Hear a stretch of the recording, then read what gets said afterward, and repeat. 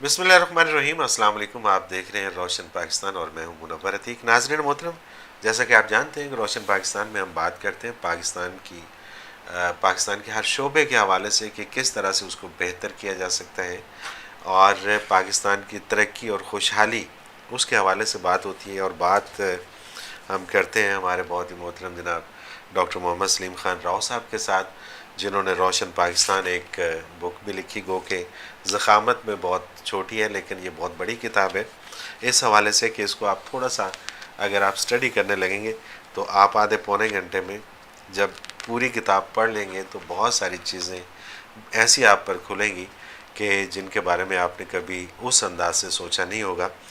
تو اسی کتاب کے اوپر ہی ہم بات کرتے ہیں اور ان سے جانتے ہیں کہ جو انہوں نے لکھا ہے اس کو کرنے کے لیے ظاہر ہے کہ پاکستان میں بہت ساری ایسی گفتگو ہوتی ہے، بہت سارے ایسے دعوے ہوتے ہیں، لیکن جب عملی طور پر ان کو کرنا پڑتا ہے تو پھر بہت ساری مشکلات بھی آتی ہیں۔ یہاں کا جو مافیا ہے بہت زیادہ اسٹرانگ ہے، اس مافیا سے نکل کے پاکستان کو خوشحالی اور ترقی کی راہ پر گامزن کرنا یہ بہت ہی مشکل کام ہے، لیکن اس مشکل کام کو ڈاکٹر محمد سلیم خان صاحب کہتے ہیں کہ بہت آسانی سے کیا جا سکتا ہے۔ کیسے کیا جا سکتا ہے یہ بات کریں گے۔ بہت شکریہ ڈاکٹر صاحب، جی آپ نے ہمیں ویلکم وقت دیا۔ ویلکم۔ ویسے تو یہ پوری کی پوری کتاب ایسی ہے کہ جس کے اوپر ہم انشاءاللہ آنے والے پروگراموں میں بات کرتے رہیں گے۔ جو سب سے اہم اس وقت شعبہ ہے جس کو آپ کہتے ہیں کہ ریڑھ کی ہڈی کی حیثیت ہوتی ہے،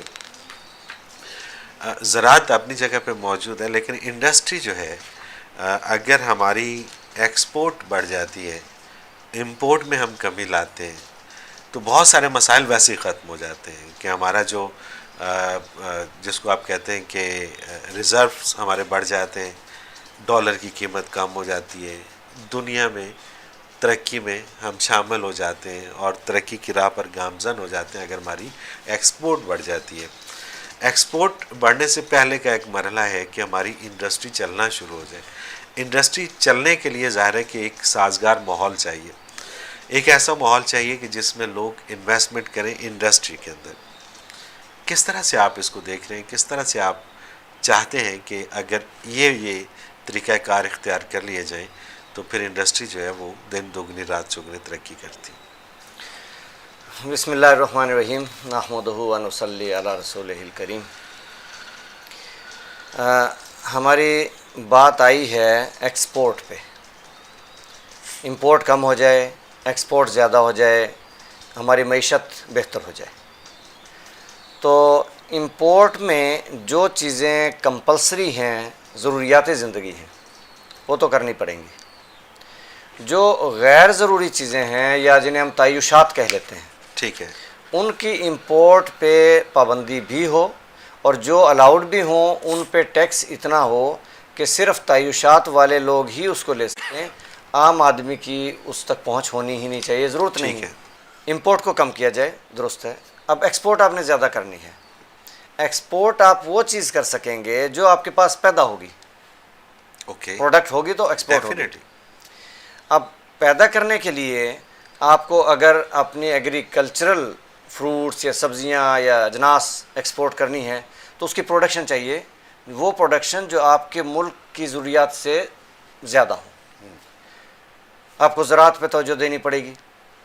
اسی طرح انڈسٹری ہے مین سورس آف اکانومی کہہ لیں اس دور میں، اور ہم چائنا کو مثال کے طور پہ آگے رکھتے ہیں۔ چائنا میں ہر شخص کام کرتا ہے، ٹھیک ہے، ہر شخص ہنر مند ہے، ہر شخص تعلیمی یافتہ ہے۔ ٹھیک ہے، پھر جو انڈسٹری ہے اس کو یہ پروٹیکشن ہے کہ اسے یہ قطعاً رسک نہیں ہے کہ وہ کبھی ڈوب سکتا ہے یا کوئی اس پہ کرائسس ایسے آ جائیں گے کہ وہ ہینڈل نہ کر سکے گا۔ اسی طرح سے آپ کے ملک میں، آپ کی قوم میں تعلیم 100% کرنی پڑے گی۔ ٹھیک ہے، ہنرمند یعنی ٹیکنالوجی کے آپ کے ادارے اتنے زیادہ ہوں کہ ہنرمند آپ پیدا کریں گے جیسے چائنا کر رہا ہے۔ پھر وہ لوگ کام کریں گے، ہر مرد عورت کام کرے، آپ کی پروڈکٹ اتنی آئے گی کہ آپ کی ضروریات سے کہیں زیادہ ہوگی، وہ آپ کو ایکسپورٹ کرنی ہی پڑے گی۔